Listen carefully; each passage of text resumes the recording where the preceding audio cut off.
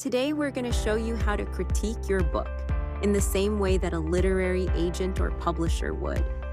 Today's chapter is taken from the early draft of a book that would eventually be published as The Smiler, and we'll be taking a look at Chapter 4, The Smile of the Damned. In this chapter, Dr. Kelman, a young psychiatric doctor on the cusp of a great career, is living in an old manor house when strange whispers and supernatural disturbances intensify. He becomes fixated on an old mirror in his study, where he sees the apparition of a pale girl with an unnaturally wide smile watching him from the reflection. The girl points toward his neurological research papers, which have been mysteriously marked with the words, "They will smile." A voice begins speaking inside his mind, urging him to cure them. Reality starts to fracture. The mirror shows the study door opening while the real one remains closed. And a grotesque, shifting figure begins emerging from the glass. Terrified, Kelman smashes the mirror, ending the immediate threat. But as the room falls silent, the voice returns, planting a dangerous idea in his mind, that he could use his research to eliminate pain and force happiness, to make people perfect.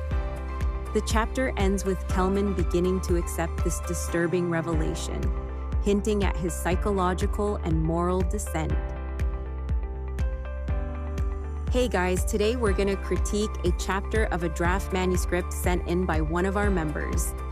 We're already logged into pepperfishpublishing.com, so we can just go ahead and click the Manuscript Critique tab to get started. As you can see, we're currently logged into the writing plan, which allows up to 10 critiques per month of up to 8,000 words each. Plus, in addition to the free cancel anytime trial, you can also use promo code 90OFF to get 90% off the subscription, taking this plan down to just 80 cents for the month. We'll need to select whether our project is fiction or nonfiction, and then select the genre for the most accurate critique. This one's a thriller, albeit in the very early draft phase. So, with the option selected, we can go ahead and paste in our chapter and hit Critique My Chapter.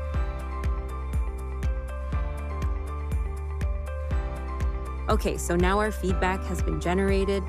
Let's dive in and see what it means and how you can improve. First off is the overall analysis of the chapter, and this is telling us that this chapter builds a strong sense of tension and introduces an intriguing supernatural element. However, it sometimes focuses a bit too much on description and not enough on moving the story forward, which can slow the pacing and affect reader engagement. Next up is the What's Working section. What's working well here is the atmosphere. The eerie setting and supernatural touches create a real sense of dread.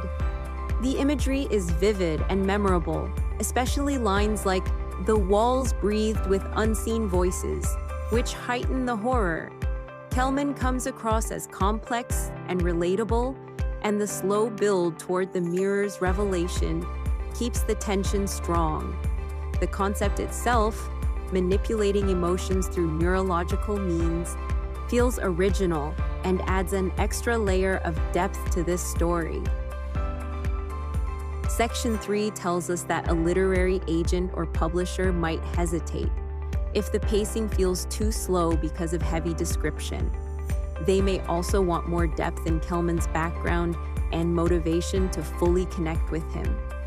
The lack of dialogue can make the chapter feel static, and the link between the supernatural elements and his research could be clearer.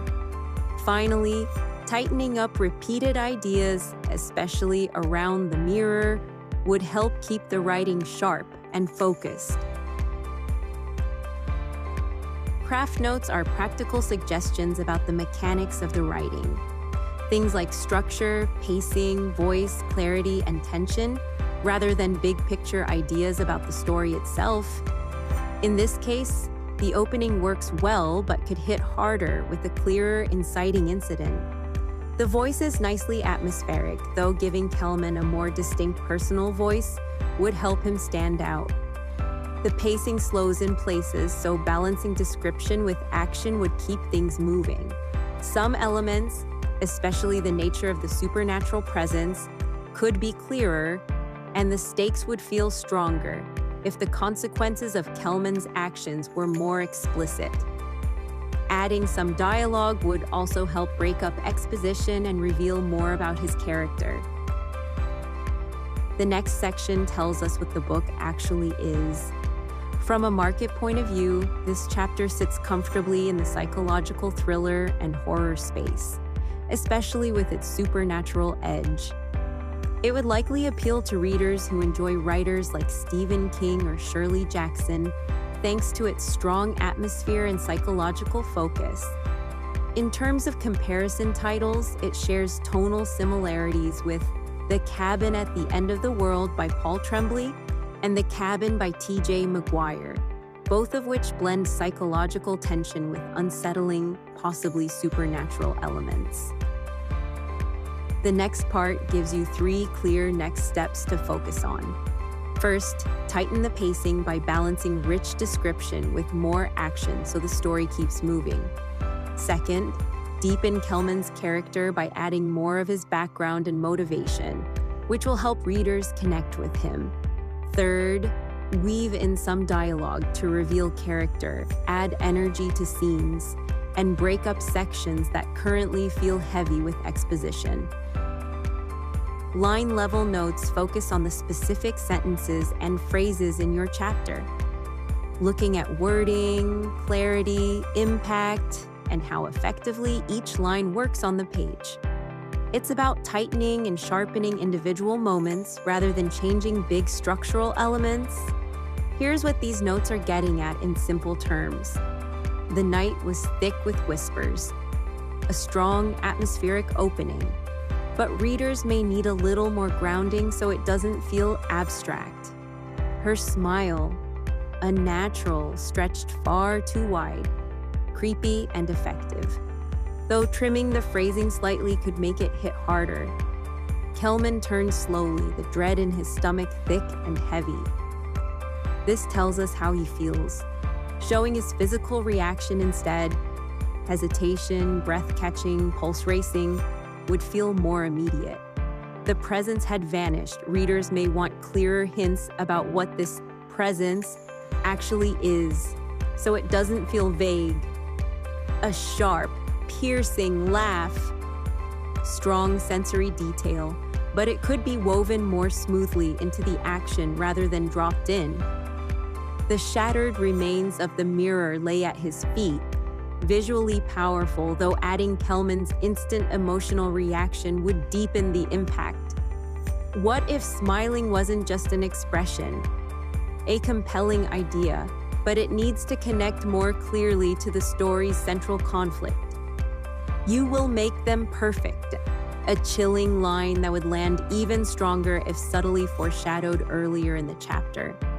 Overall, these notes are about sharpening impact, reducing vagueness, and making emotional beats feel more immediate and connected to the plot.